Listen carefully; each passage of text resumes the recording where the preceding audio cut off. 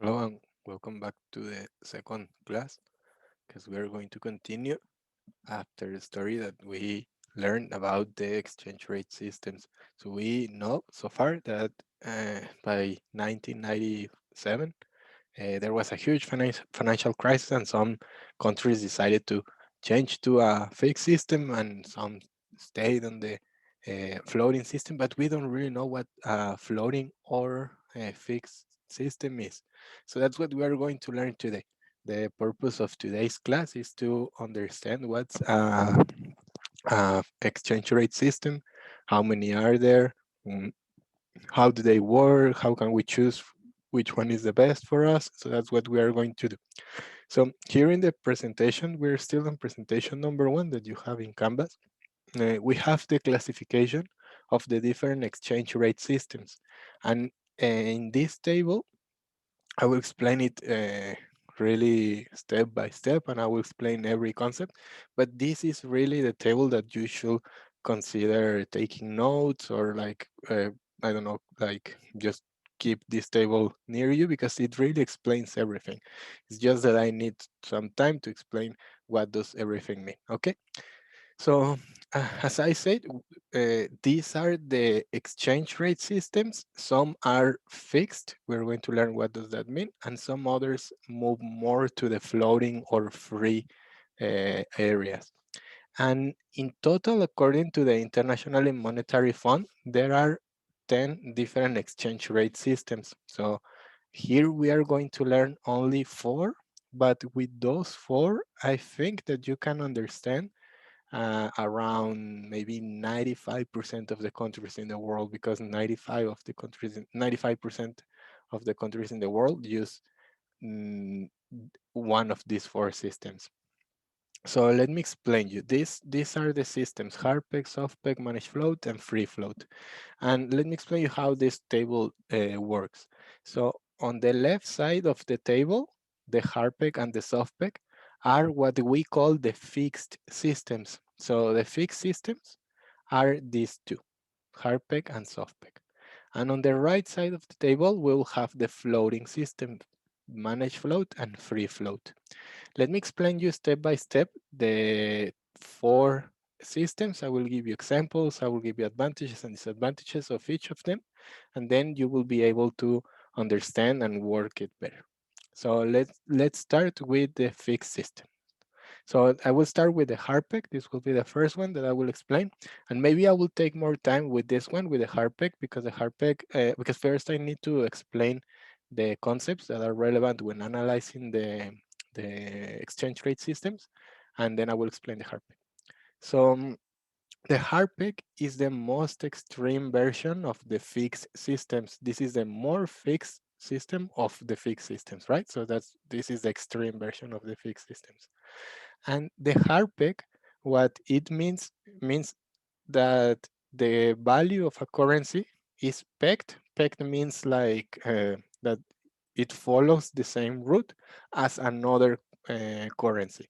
So a good example of this is maybe if we think about an example, this happened in Argentina about 20 years ago, when in Argentina, the Argentinian peso mm, was worth $1 too. So if you wanted to buy $1, you will have to pay 1 peso, and that thing stayed for a long time. So um, we call a hard peg a system that works like that because the value of the currency is pegged, perfectly pegged. Remember, pegged is like that it behaves the same as another thing. So it works exactly, or its value is exactly the same as another currency. So in that case, in Argentina, the hard peg is 1 to 1, or was 1 to 1. Another example of this, even a more extreme version of a hard peg, is what we call a dollarization. In Ecuador, for instance, we have a few examples of this. Ecuador, I think also Belize, they also use this. They have uh, American dollars as their local currency. So it's even a more extreme version of the hard peg, because you forget about your own currency and you decide to use the foreign currency usually dollars. In this case, is dollarization. So it is in Macau, I think they also have yuans, like in China. So we can say it's like a yuanization in Macau. But the dollarization means that you don't use your currency anymore. Imagine that we forget about pesos and we use dollars as normal currencies. So even in the dollarization is the most perfect hard peg because you even have the exchange, the foreign currency. So it is 1 to 1 all the time. $1 in Mexico is $1 in the US, or in this case, $1 in Ecuador is exactly the same dollar as $1 in the US. So it can be both of them. Like in the case of Argentina, when they decided to do it 1 to 1, sometimes they decided to do it like 10 to 1. It depends on the country. There are other countries who also do this 10 to 1 or 5 to 1. It depends. Or when they decide to drop their own currency and adopt the foreign currency, usually the dollar. That's why we call it dollarization. So in this very extreme version of the fixed system, which is the HARPEC, the government intervenes entirely. So let me explain you why. As I told you before, since 1973, nothing is based on gold or dollars or reserves or anything. Everything is defined, all the prices or the exchange rates are defined by supply and demand. That means that if the, imagine, I will stay with the example of Argentina and the US. It is 1 to 1 on day one, right? 1 to 1 on day one. Imagine that on day two, there is a World Cup again in Argentina. I'm giving you the same example. So everyone wants to go to Argentina. What do you think will happen to the price of the dollar? It will decrease, right? Because the Argentinian peso will be more powerful. So that means that Argentina will become more powerful. So you will need less pesos to buy $1. So in that case, we are saying that the demand for Argentinian pesos improved the value of the Argentinian peso. So imagine the opposite. Imagine that the World Cup is in the US, or imagine that there is a new technology in the US that all Argentinians want. So what do you think will happen to the price of the dollar? It will increase, right? Because more people will want dollars, and that will increase the price of the dollar. It's again demand, an increase on demand. So what can governments possibly do to maintain a hard peg? If there is a pressure to elevate the price or to increase the price of the dollar, what can the Argentinian government do?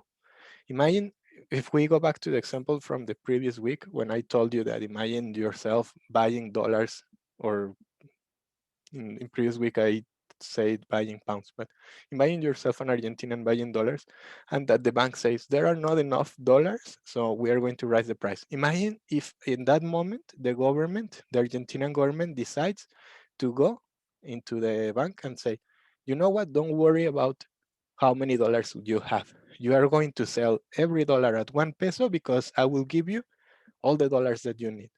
So that is what these countries do. The countries with a fixed system, they use their reserves of dollars. We're going to talk about this, I think, on the next class, more about reserves of dollars.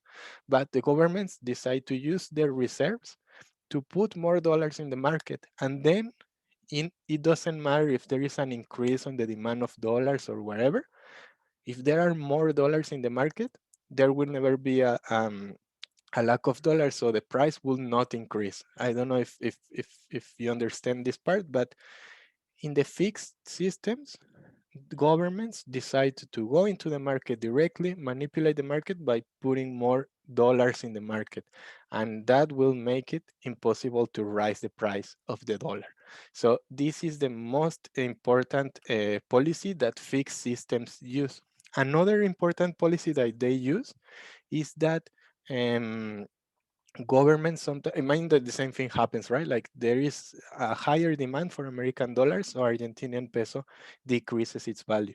So if that happens, maybe something that the Argentinian government can do, and we are going to talk about this also in the next class, is that they can increase the interest rate of Argentina, and they can say, if you come to Argentina, we are going to pay more for your investments, and that will make Argentina more attractive in the short term.